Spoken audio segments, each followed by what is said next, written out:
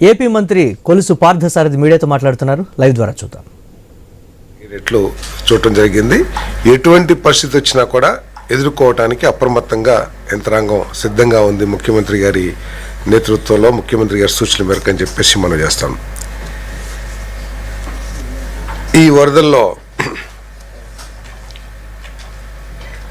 రేపు ఆగస్టు 15 స్వాతంత్ర దినోత్సవం, 79వ దినోత్సవం. పులివెందుల్లో మొట్టమొదటి స్వాతంత్ర దినోత్సవం ఆగస్ట్ 14 అని చెప్పేసి భావించే విధంగా ఘన విజయాన్ని మరి పులివెందుల ప్రజలందరూ కూడా తెలుగుదేశం పార్టీకి, చంద్రబాబు నాయుడు గారి నాయకత్వంలోని తెలుగుదేశం పార్టీకి అందించడం చాలా సంతోషం అని చెప్పేసి మనం చేస్తా ఉన్నాను. ఓటమిని గౌరవంగా ఆహ్వానించి ఓటమికి కారణాలేంటి అని సమీక్షించుకోవాల్సిన వైఎస్ఆర్ కాంగ్రెస్ పార్టీ అధ్యక్షుడు, పులివెందుల శాసనసభ్యులు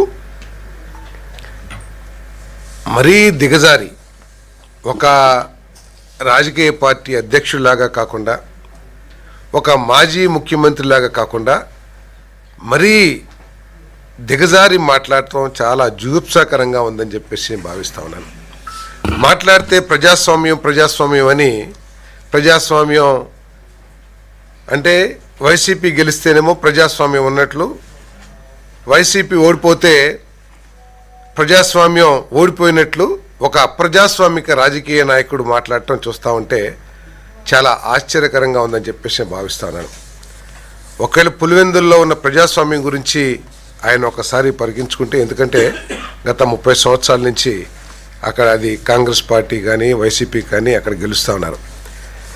30 సంవత్సరాల తర్వాత ఓటు వేసాను, అందరికీ దండాలు అని చెప్పేసి ఈ విధంగా బ్యాలెట్ బాక్సులు వేశారంటే ఇది ప్రజాస్వామ్యబద్ధంగా జరిగిందా లేక ఏ విధంగా జరిగిందో ఒకసారి ఆలోచించుకోవాలని చెప్పేసి మనం చేస్తాను.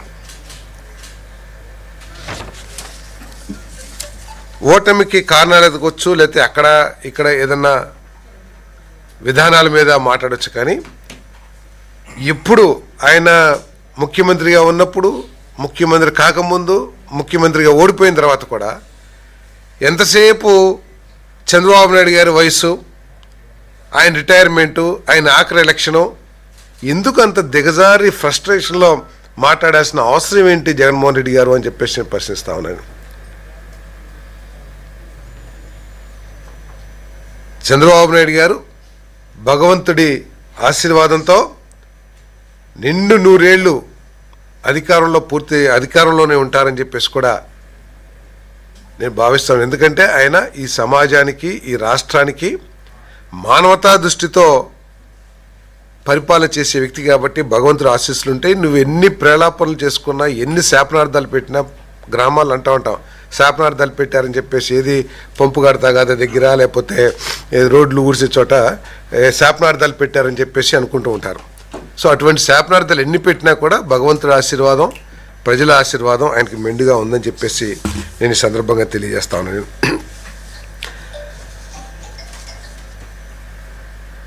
పులివెందుల్లో నేను కూడా 3-4 బూతుల్లో నన్ను అక్కడ పనిచేయమని చెప్పటం, నేను దాదాపు 50-60 ఇళ్లలోకి వెళ్ళి డోర్ టు డోర్ నేను ప్రచారం చేశాను.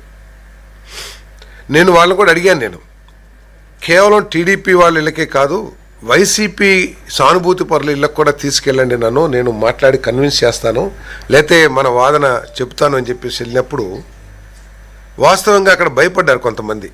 ఎందుకంటే మనం అక్కడికి ఎందుకు లేండి, గొడవలు అవుతాయేమో అని చెప్పేసి.